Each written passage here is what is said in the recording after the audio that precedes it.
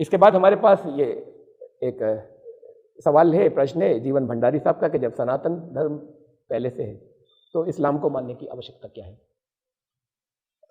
इसे मैं और सिंपल कर दूं सवाल को, तो किया नहीं गया था इन शब्दों में, लेकिन मैंने दोहराया था।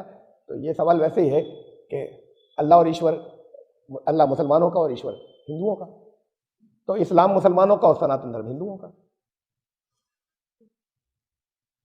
अभी तो मैं सिंपल बात रखूं आपके सामने कि इस्लाम का मतलब total self surrender before the will of God, पूरे तरीके से आत्मसमर्पण, उसके अपने मालिक की इच्छा के अनुकूल जीवन बिताए, समर्पित कर दे, अपनी इच्छाओं को रोके, उससे टकराने नहीं दे। यह समर्पण जो है ये इस्लाम है। सनातन धर्म, अब जो लोग जिन्होंने समर्पण नहीं किया, कहते अपने आप को मुस्लिम है, करते कुछ भी है, तो वो सरकारी रिकॉर्ड में तो हो जाएंगे, कहलाएंगे, यहां पर मुसलमान खुद भी क्लेम करते रहेंगे, मुसलमान के घर जन्म ले लिया, लेकिन वो ईश्वर की सूची में मुस्लिम नहीं निकलेंगे। धर्म दिया सनातन धर्म, वो जो चला रहा है, अर्थ है इसका सदा से सीधा चला रहा, जो चला रहा है उस इस्लाम हम कहे या सनातन धर्म बोले, हम माना ही जाता है इस्लाम का तो ग्रंथ कुरान है। कुरान ने तो कहा कि सारे जितने पहले ईश ग्रंथ आए सब में आस्था रखना, माना जाता है इस्लाम का ग्रंथ कुरान है, यानी सिर्फ कुरान है। अच्छा ठीक है, जो लोग मानते हैं कि इस्लाम का ग्रंथ, तो फिर वो कुरान के अनुसार खाली इतना मानने से काम नहीं चलता, कुरान के अनुकूल अपना जीवन बिताते नहीं बिताते, वो तो एक मार्गदर्शन था, नहीं बिताते तो फिर इनकार करने वाले हो गए ना, इनकार करने वाले को तो काफिर कहते हैं। अच्छा, जो लोग सनातन धर्म, वहां पर भी ईश्वर की वाणी आई, ईश्वर की वाणी जिसे शब्द ब्रह्म कहते हैं, जिसे सौता प्रमाण कहते हैं, जिसको ये कहते हैं कि इस सारे धर्म का आधार इसके ऊपर है, जो हमारा वेदों किलो धर्म मूलम, वो तो वेद है, ईश्वर की वाणी वेद है, बाकी ऋषि मुनियों की कृतियां हैं। हद ये कि मैं आखिरी बात कह रहा हूं, एक साधारण, एक जनरल जो एक फैली हुई है, एक मिसकंसेप्शन फैला हुआ है कि लोग कहते हैं गीता वाणी है उनकी, ईश्वर की वाणी। गीता तो महाभारत का एक भाग है ना, महाभारत का एक भाग है। गीता जब महाभारत का एक भाग है और महाभारत के एक राइटर थे, एक लेखक थे, तो फिर गीता भी किसी लेखक की हो गई ना। वो उसको ये नहीं कह सकते कि वो ईश्वर की वाणी थी। श्री कृष्ण ने कुछ कहा था, श्री कृष्ण को जो भी माने हुए उसकी बात नहीं कर रहे, लेकिन श्री कृष्ण ने कुछ कहा था, ये तो कोई रिपोर्ट कर रहा है। श्री कृष्ण ने खुद थोड़ी लिखा बैठकर, ये रिपोर्ट गीता के अनुसार संजय कर रहे हैं, और संजय वहां पर थे या नहीं थे ये लिख रहे हैं। वो ये डिटेल जो है ये वेद व्यास जी जिन्होंने भी रामायण लिखी वो लिख रहे हैं।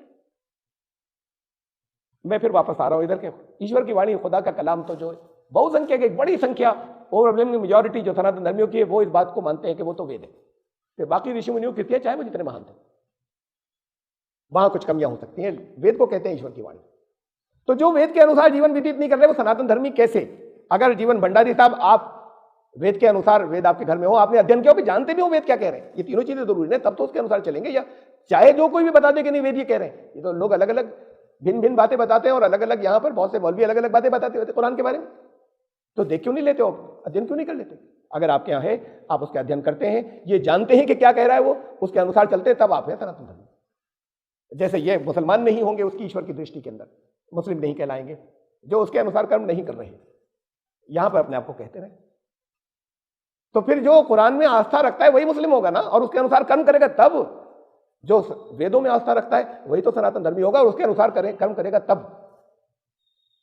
अगर ये परिभाषा हो तो मैं आपके बारे में ज्यादा नहीं जानता भंडारी साहब, लेकिन शायद मैं आपसे ज्यादा बढ़कर सनातन धर्मी कहलाने का अधिकारी हूं, इसलिए कि मैंने चारों वेद पढ़े, अक्षरशः पढ़े, सबको पूरे को समझने का प्रयास किया है, और उसके अनुसार मैं, उसके बहुत बड़े हिस्से के अनुसार मैं जीवन व्यतीत करता हूं। तो सनातन धर्मी मैं हूं, आप हैं।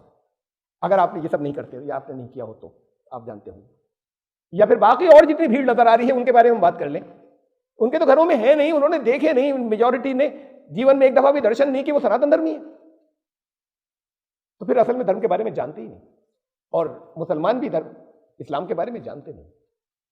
जब जानते होते तो फिर कुरान ये बताता है कि ये सनातन धर्म और कोई अलग अलग नहीं है, इस्लाम ये अलग अलग भाषाओं में नाम है, ये कुरान कहता है। कुरान, पैगंबर मोहम्मद सल्लल्लाहु अलैहि वसल्लम, ये आम लोग ऐसे मानते हैं, इसलिए मुसलमान ऐसे ही कहते हैं, अधिकांश मुसलमान, कि इस्लाम जो है उसके फाउंडर थे, उसके संस्थापक थे पैगंबर मोहम्मद सल्लल्लाहु अलैहि वसल्लम। बड़ी सिंपल सी बात है, आपने भी सुन रखी होगी, जो साथ में ये भी कहते हैं मुसलमान अंतिम ईशदूत थे इस्लाम के। अगर अंतिम से कोई पहला भी होगा ना, कुछ बीच में भी होंगे, संस्थापक कहां से हो जाएंगे? पहला तो शुरू से मार्गदर्शन की जरूरत है ना, जहां से मानवता शुरू हुई है। तो फिर पहला इंसान होगा, पहला ईशदूत तो जो जीवन जो यहां पर आया। असल में तो बात यह है कि ये 1400 साल पहले थोड़ी शुरू हो जाएगा। ये अलग बात है कि 1400 साल पहले जो कुछ आया उसका दावा यह है कुरान का। मैं भी सिर्फ दावे की बात कर रहा हूं, वो तो फिर आप पढ़े तो फिर आपको मालूम। उसका दावा यह है कि उसने उसी धर्म को रिन्यू किया जो सनातन धर्म था, जो पहले से चला आ रहा था। उसका नाम पहले सनातन धर्म था। कुरान की एक आयत ज़ालिका दीनुल क़य्यिम, ये इस्लाम दीन क़य्यिम है। दीन कहते हैं, ट्रांसलेशन में कर रहा हूं अनुवाद, धर्म को, मजहब को नहीं। और क़य्यिम कहते हैं वो जो सदा से कायम हो, सीधा चला रहा। सनातन कहते हैं उसे संस्कृत में, तो ये बिल्कुल एक्यूरेट ट्रांसलेशन है उसका। ज़ालिका दीनुल क़य्यिम, ये इस्लाम, ये सनातन धर्म ही है। ये तो तब जब आप कुरान और वेद दोनों का अध्ययन करें, अच्छी नीयत के साथ में करें। ये कीड़े निकालने वाले जब करेंगे ना, जब दिमाग के अंदर टेढ़ होगी, कोई खास चश्मा लगाकर जब करेंगे, तो कुरान वाले उसके अंदर 1000 कीड़े निकालेंगे वेद के अंदर, और वेद वाले इसके अंदर 1000 कीड़े निकाल, कहेंगे नहीं ये हमारा, वो उनका, ये झूठ है, ये कहेंगे वो झूठ है। ये कहने वाले हैं, वो बड़े धार्मिक बनते हैं सारे। बात हकीकत ये है कि कुरान ये कहता है कि ये इस्लाम सनातन धर्म है। कुरान ने वेदों की पुष्टि की, इसलिए मैं वेदों में आस्था रखता हूँ। वेद आदि ग्रंथ थे। कुरान ने कहा वह नौ लफी ज़ुबुरुल अव्वलीन, ये कुरान तो आदि ग्रंथों में है, यानी यही शिक्षा है। अब ये धुई तो आपकी इस स्टेज के ऊपर यहां पर आकर आ रही है कि सनातन अगर ठीक है तो मैं इस्लाम में क्यों आऊं? आप सनातनी बनिए ना, इस्लाम में होंगे। और ये मुसलमान जो है ये वाकई कुरान को माने ना, सनातन धर्मी होंगे। ये दुई तो इसलिए है, ये सिर्फ शब्दों पर झगड़ने, जानते नहीं है अपने अपने ग्रंथ को। अपने को जानते तो दूसरे को नहीं जानते। तो ये दुई इसलिए है, कुरान ने तो कहा कि उन सब पर आस्था रखना जितने पहले ईशदूतों के माध्यम से ग्रंथ यहां पर आए, तो हम उसमें आस्था रखते हैं। और ये दुई हमारे पास नहीं है।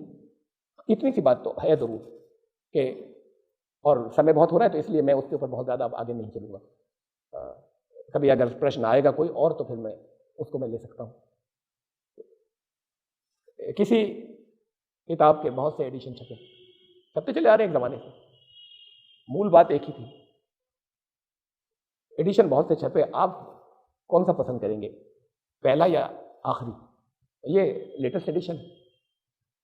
बहरहाल मूल मान्यताओं में कोई अंतर नहीं, दरअसल भी कोई अंतर नहीं।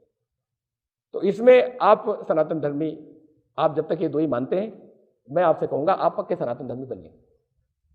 लेकिन ऐसे सनातन धर्मी बनिएगा कि उसके अंदर आस्था भी रखें, उसकी सही बातों को माने और उसके अनुसार अपने कर्म भी करें। हम आपको मानेंगे कि आप इस्लाम पर हैं।